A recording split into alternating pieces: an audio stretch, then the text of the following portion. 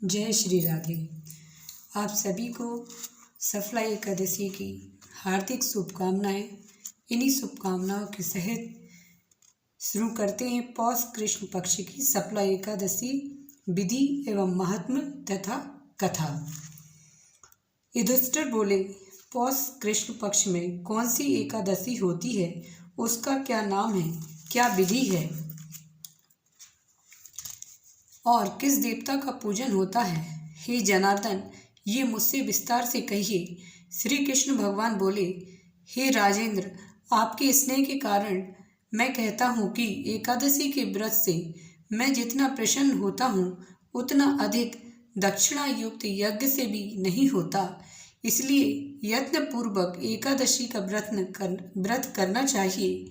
पौष कृष्ण पक्ष में जो द्वादशी युक्त एकादशी होती है, उसकी विधि लोक के हित के लिए मैं तुमसे कहूँगा। इस एकादशी का नाम सफला है। इसके नारायण अधिदेव हैं। विधि पूर्वक उनका पूजन करें। विधि से ही एकादशी का व्रत करना चाहिए। नागों में जैसे शेष नाग, पक्षियों में गरुड़, यज्ञों में अश्वमेध, नदियों में गंगा, देवताओं में विष्णु और मनुष्यों में जैसे ब्राह्मण श्रेष्ठ हैं, उसी प्रकार व्रतों में एकादशी तिथि श्रेष्ठ है। हे राजन, जो सदा एकादशी का व्रत करते हैं वे सर्वथा मेरे प्रिय हैं।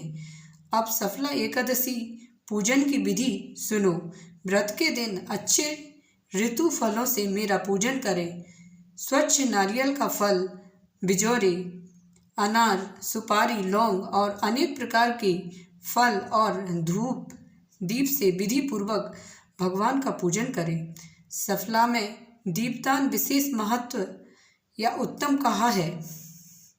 रात्रि में विधि पूर्वक दीपदान करना चाहिए। जब तक नेत्र खुले रहें तब एकाग्र चित्र से रात्रि में जो जागरण करे उसके पुण्य का फल सुनो। हे नारद आदि, इसके समान ना तो यज्ञ है, ना तीर्थ है, ना संसार में कोई व्रत है। सफला एकादशी व्रत कथा। माहिष्मत राजा की चंपावती नाम की प्रसिद्ध पुरी थी। राजा के 4 पुत्र थे। उनमें लुम्पक नामक बड़ा लड़का बड़ा पापी था। वह परस्त्रीगामी, ज्वारी और वैश्यागामी उस पापी ने पिता का सब नष्ट कर दिया। नित्य बुरे आचरण में लगा रहता था। देवता, ब्राह्मण और वैष्णवों की निंदा किया करता था। राजा ने पुत्र को ऐसी दशा में देखकर उसको राज्य से निकाल दिया।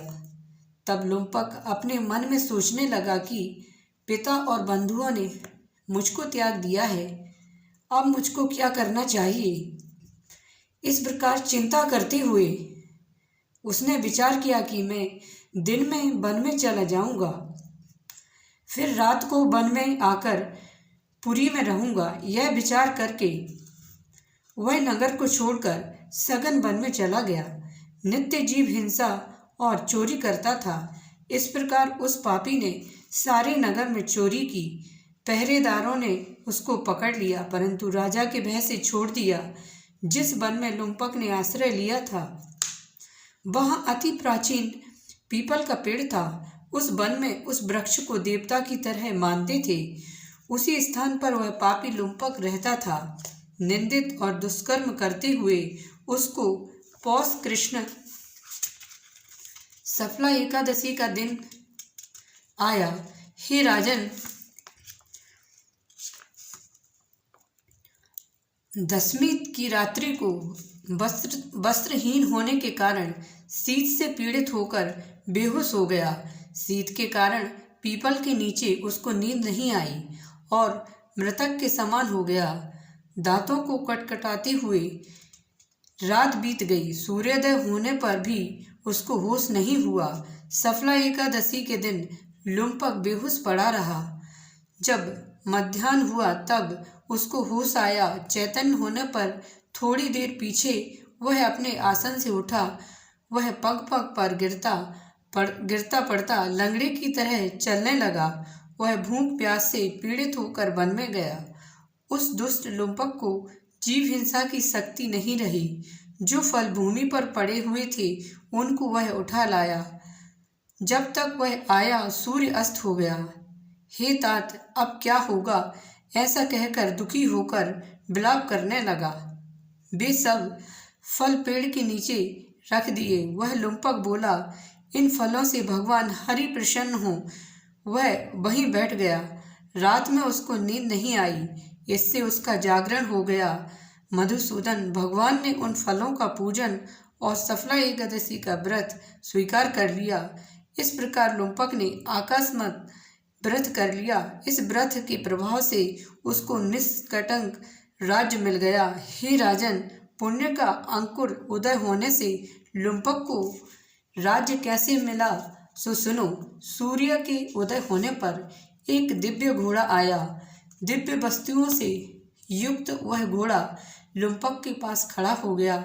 उसी समय आकाशवाणी हुई, हे राजन, पुत्र वासुदेव की कृपा से और सफला के प्रभाव से अपने निष्कंटक राज्य को ग्रहण करो।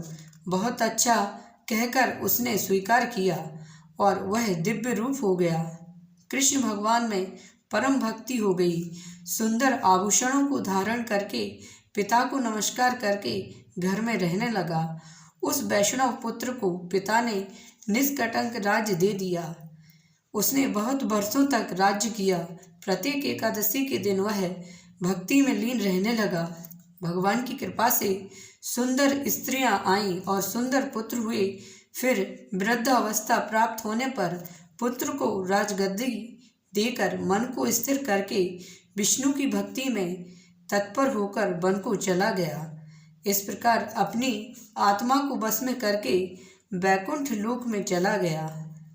इस प्रकार से जो सफला एकादशी का व्रत करते हैं वे इस लोक में यश लेकर निसंदेह मोक्ष को प्राप्त करेंगे।